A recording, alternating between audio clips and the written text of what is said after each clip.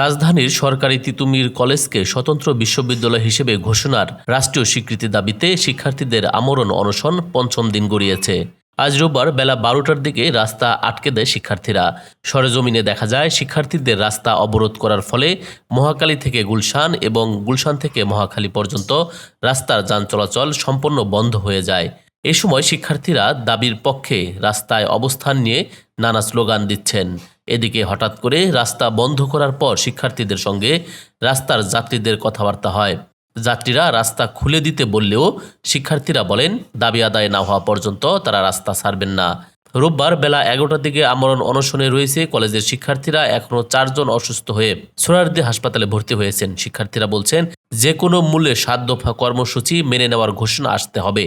যতক্ষণ এই ঘোষণা না আসবে ততক্ষণ তারা আন্দোলন চালিয়ে যাবেন।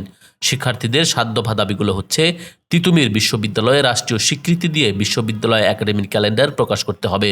তিতুমির বিশ্ববিদ্যালয় প্রশাসন গঠন করে ২০২৪-২৫ সেশনের ভর্তি কার্যক্রম পরিচালনা করতে হবে।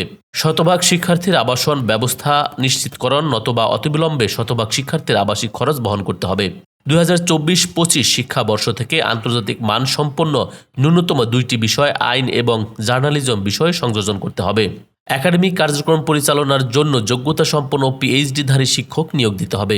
শিক্ষার গুণগত মান শতভাগ বৃদ্ধির লক্ষ্যে আসন সংখ্যা সীমিত করতে হবে। আন্তর্জাতিক মানের গবেষণাগার বিনির্মাণের লক্ষ্যে জমি ও আর্থিক বরাদ্দ নিশ্চিতকরণ করতে হবে। তিতুমির কলেজকে বিশ্ববিদ্যালয়ে রূপান্তরের দাবিতে বেশ কয়েকদিন ধরেই আন্দোলন করে আসছে কলেজটির শিক্ষার্থীরা। সবশেষ বৃহস্পতিবার দুপুরে কলেজের সামনের সড়ক অবরোধ করে বিক্ষোভ করে তারা। এর আগে গত বুধবার বিকেল থেকে তিতুমির বিশ্ববিদ্যালয়ের রাষ্ট্রীয় স্বীকৃতির দাবিতে আমরণ অনশনের ব্যানারে শিক্ষার্থীরা আমরণ অনশন শুরু করেন। এ সময় তারা ৭ দফা দাবি জানান। News desk, ITV Bangla.